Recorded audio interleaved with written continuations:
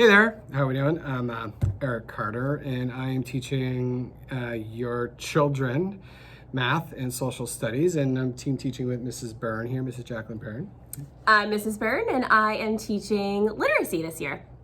So we're making this video because we want to show you the big, explain to you the big binder that you may have noticed is going back and forth from home to school, and it's our organizational system that we're using this year to help us and help your children keep organized and keep all the materials when we shuffle from class to class and have it all in one big nice spot. So here we go.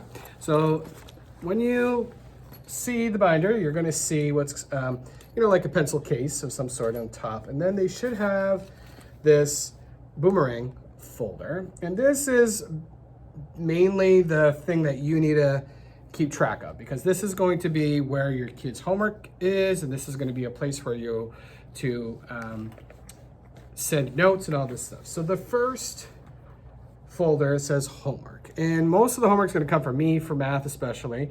So every math lesson will have a sheet. It's called a home link, and it'll be in here. And on Mondays, or the first day of the week, I will send all the homework for the week on that first day of the week. So you might see like 4 sheets of math. They don't need to do all 4 on one night. They need to do just one a night. Anyway, and there's going to be a homework cover sheet that goes home with your children as well, to let you know what sheet is due which night.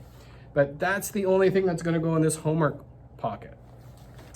The next pocket is for parents. So that is like any notes that you at home need to read. So the only thing that goes in here are notes that you need to see, things from the school, things from the office, all that stuff. Anything that needs to come back to school for the teacher, like maybe a bus note or like an early dismissal note, would go in here.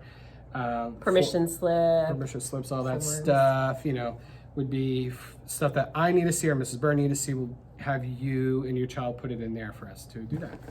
The last one, things to stay at home. Those are things that get corrected, like corrected homework or corrected tests. Things that we don't need here at school anymore, you can just keep it at home. So this is the boomerang folder part of our binder. Yeah. So that's probably something that you would want to take a look at on a nightly basis to check for homework or to check for anything that's being sent home. The rest of the binder is just a place for each subject area. So the kids have 4 pocketed dividers. Thank you for getting them those. And each one is a different subject area. So they have one section for ELA, one section for math, one for social studies, and one for science. If you're ever curious about what we're doing in class, that's kind of a nice place where you can kind of take a peek at some of the things that we're currently working on. And typically at the end of a unit, we will kind of clear that out so that kids don't end up with a really thick binder, but it's a good way for you to be able to look to see what we're doing in class, because they're bringing this back and forth every day. Yeah.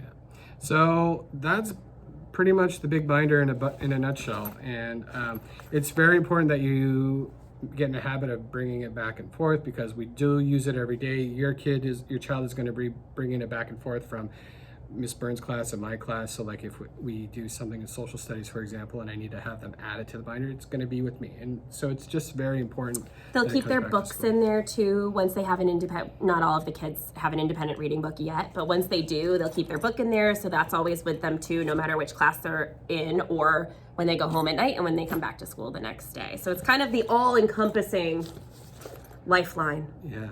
So the big binder. The big binder. All right, if you have questions, you can reach out to either of us through email, and if you have any questions about that. But thank you for your support. Thank you for helping us with this, and we look forward to working with your children this year. Thank you. Thank you.